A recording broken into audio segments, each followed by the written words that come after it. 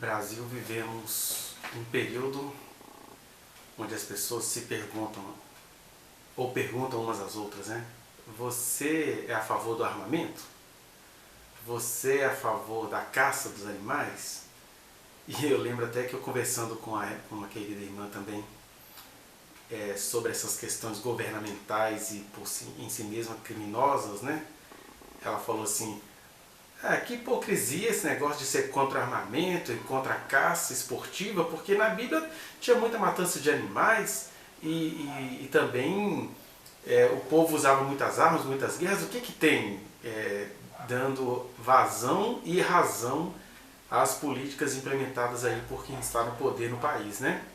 E isso é uma coisa tão terrível, porque a gente já se pergunta, meu Deus, o que aconteceu com o teu povo, que agora as pessoas pegam passagens das Escrituras para ampararem seus maus intentos, né? Porque, por exemplo, caça esportiva, não tem nada disso na palavra. Caça esportiva é um pecado.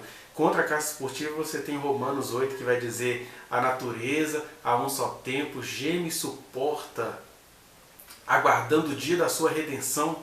E aí nós temos irmãos em Cristo achando bonitinho que você vá lá no matagal afrontar uma onça pintada que não está fazendo nada contra você, só está lá no seu habitat natural. Você mata por esporte. Tentei dialogar isso com ela, né? Que a gente no Antigo Testamento tinha toda uma ritualística para o animal e ainda era limitado isso, né? Não poderia ser todo animal, era geralmente as variedades de gado, né?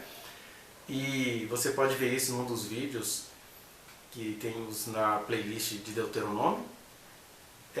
A questão do armamento, da guerra, da beligerância é uma outra coisa terrível, porque nós estamos precisamente na geração da democracia, das leis. O Brasil, por exemplo, não está em guerra com país nenhum, então por que a gente quer armar o povo? Que confiança em armamento humano é essa? Que perversidade de alma é essa?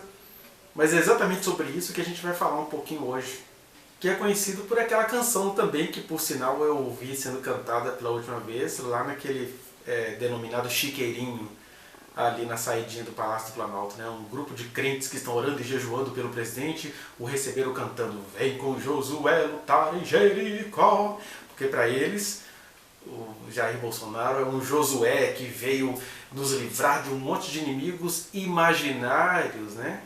Porque o Brasil jamais será uma república comunista, principalmente naqueles moldes que o povo tem tanto medo, né? Do comunismo corrupto de Cuba, o comunismo corrupto da China, o comunismo corrupto da extinta União Soviética. As pessoas confundem muitas teorias de cuidados sociais com esse comunismo corrupto, mas não atentam para a corrupção do capitalismo. Então eles acham que o Jair Bolsonaro é esse Josué que veio libertar a nação dessa coisa que nunca existiu e jamais existirá. Esses comunistas de que eles falam mal hoje já estiveram no poder e não foram ameaça para ninguém. Você pode odiar a ex-presidente Dilma, eu nunca votei nela para presidente. Eu posso te dizer e te pergunto, você acha mesmo que a presidente Dilma, enquanto estava no governo, ela era uma terrorista? Ali implantando políticas públicas que foram tudo interpretadas como implantação do comunismo. Na verdade, eles estavam tentando fazer valer alguma coisinha que fosse dos impostos arrecadados de toda a nação. E isso é visto hoje como comunismo, e o Bolsonaro é o Josué que está nos libertando disso. A única coisa que eu posso dizer aqui é que Deus estava falando com este povo a linguagem que eles entendiam. Para os povos antigos, um Deus verdadeiro era precisamente aquele Deus que nos matasse.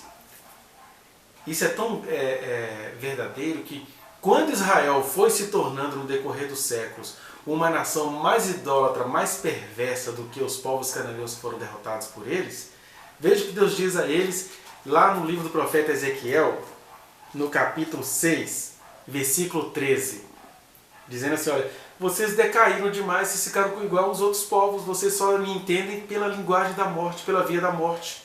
Olha o que diz aqui, Ezequiel 6,13. Então sabereis que eu sou o Senhor. Quando que sabereis?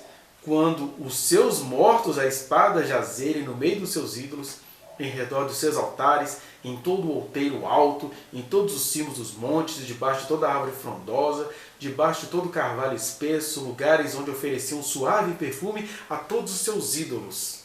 Estenderei a mão sobre eles e farei a terra tornar-se desolada, desolada desde o deserto até Ribla, em todas as suas habitações, e saberão que eu sou o Senhor. Aqui é Deus agora falando com Israel. Vocês já tiraram do mapa um povo que só conseguiu saber quem eu sou por meio da morte. Agora vocês também vão saber só quem eu sou por meio da morte, que vocês não conseguem ser outras pessoas, né? Depois de toda a revelação que eu fiz a vocês, depois de tudo que eu revelei sobre a minha pessoa, sobre o meu caráter, vocês preferem andar com essas coisas criadas por vocês? Só vai ter um jeito de vocês entenderem que existe um Deus verdadeiro. É por meio da morte. Então, só para dizer que Deus usou essa linguagem com Israel lá na frente, quando eles também se perverteram, porque Deus não tem peixinhos, Deus não tem ganguezinhas, Deus não tem milícia, Deus não tem milicianozinhos de estimação.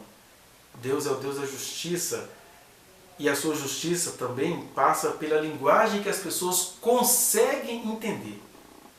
Se você for conversar com as mentes brasileiras que se dizem cristãs, você vai entender, porque a única linguagem que eles entendem é a da violência.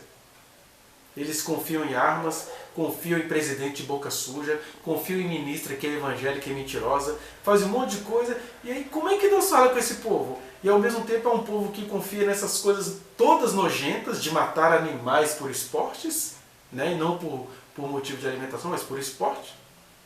Mas ao mesmo tempo é um povo que está orando no Planalto, pedindo para que o ídolo dele seja protegido. Que linguagem que Deus pode ter com um povo assim? É o que Israel se tornou nos tempos de Ezequiel, ali no século 6 a.C. Aqui, no século 13, 14 a.C., a gente tem a vez e a hora da cidade de Jericó.